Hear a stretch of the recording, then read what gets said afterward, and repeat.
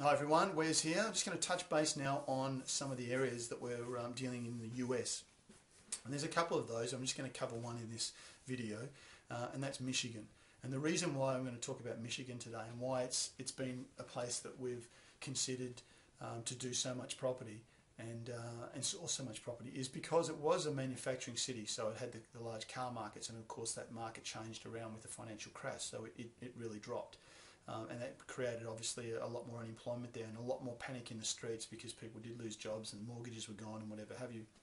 The thing you've got to consider about all this, and I've got all the information on this which I'm more than happy to share with people, is that the Michigan government, state government there, actually applied a lot of tax incentive for businesses to actually come into Michigan and set up an operation and to recreate opportunity in their area, in the Michigan area. So what they've done is, through these tax advantages, they have actually attracted companies from all over the world. A lot of companies from throughout the US, but also Japanese companies and from all over. And what they're doing is they're actually changing themselves from being the typical car manufacturing base, which they'll still always maintain some of, but they're also going down the green belt. So they're talking about, power and green energy and solar energy and solar production plants. And so they're plowing billions of dollars, and companies are plowing billions of dollars into set up in that region, which is exciting because that's going to pull a lot more jobs. It's stimulus, it's more money getting spent, and the government is plowing the money in as well. So if the government's plowing the money in, businesses are plowing the money in, jobs are now starting to pick up again. What happens with that is that everything else starts to happen with it because confidence comes back into the marketplace. People start to spend more. As they're spending more, then obviously business starts to thrive again. While the property prices are so low, though, is the perfect time to buy before all of that kicks in. Yeah. So by buying at the low point, you'd be taking a risk if you can't get rentals for your properties. Yeah. But of course, they're so low priced at the moment, the properties, that you could probably afford to. If you're affording to top up any property in Australia right now, you could afford to top up the properties you've got in the US if you couldn't get a rental.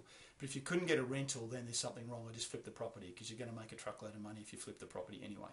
Yeah, but right now, rental's not the issue because there's rental demand. There's rental demand because there's so many people coming out of properties they used to own and they're still having to live in properties. So because they're having to live in properties, they can pay the rent on properties compared to what they were paying previously on a mortgage. Previously, they would have had thousands of dollars in mortgages a month, whereas now they don't have that same cost. So they don't have the same risk. And so rental is in demand. And as I say, as more companies are coming in, then that's increasing all the time. And it's becoming a technology hub, I suppose you'd call Michigan and Detroit now, where there's a lot of highly educated people moving into the region and already in the region too, from a design engineering point of view. So it's been there's been high incomes in the past, so the incomes are going to get back to that sort of level. They're the positives of again, why going to Michigan. Another point is that the Michigan government have actually done a deal with the Canadian government for the Canadian government to pay for a bridge that will cross the border. So now you're going to have Canada and Michigan connected. So that's going to bring a massive flow of opportunity and business and everything that hasn't been there before.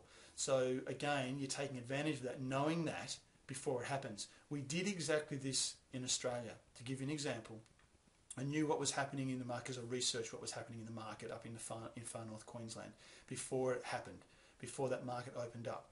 We then walked into that market and we were buying property, and as I was signing contracts for properties, we had people, cowboys I call them, in the marketplace, people who don't know, the real cowboys that you let them come into the marketplace and you sell to them.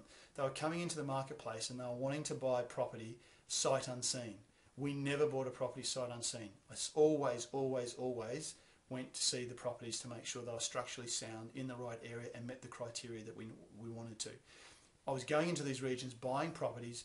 As I'm signing contracts for them, they're ringing up the agents taking the call, and I'm reselling the property with a $40,000 to $50,000, $60,000 increase on the price of that property before I've even finished the contract. 5 times did that within a matter of 3 weeks. And that's possible because, again, people come into the marketplace without the knowledge and just think, well, I can just blast in there and I can do this and it's going to happen. It's just not how it works. You actually have to know what you're doing. And the market in the US is trickier because of the terminology and some of the laws there, that you need to know really well what you're doing before you do that. So it's critical that you have the right team on the ground. Critical takes into account things like, you know, in my case, building knowledge. 20 years in construction, building everything from houses, factories, hospitals, nursing homes, knowing exactly what to look for and how to make sure of what we're doing with a property, you know, is viable. Crunching the numbers, well, again, having bought so many properties in Australia in such a short period of time, 62 that I've mentioned in previous videos, there's not a lot of people that have done 60 odd properties worth $20 million in 2 years. So again, I know what I'm doing in that regard. I did the same thing with development sites. Go into a region, know what's happening in the region, buying up property before anyone's wake up in the region, and then reselling those properties, buying a property for $950,000, putting no money in the deal, reselling it 12 months later for $3 million. This is what's achievable.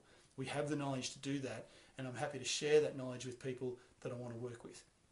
If there's people out there that want to get into the US market and you want to do it right, then by all means have a chat to us. If you want a tire kick and you just want information, I'm not interested, don't have the time. Happy to share some of this information by video because it doesn't cost me any more time. But when we're in the market, we're over there doing the deals, we just want to do the deals. So if you've got the cash to invest, happy to talk to you. If you've got enough to buy and you want to buy and hold, happy to do that. If you want to learn to buy and hold and flip, happy to do that. If you want to actually invest some cash on a cash return because you don't have enough to get in and buy a property right now, happy to help you do that. But again, you're going to need to know what we're doing in that marketplace, and we need to know more about you because we don't take everyone on. Hope that makes sense. Hope that sort of gives you a bit more of an insight as to, again, what we can do to help you guys and what's available in the marketplace right now. Look forward to catching up again. Bye for now.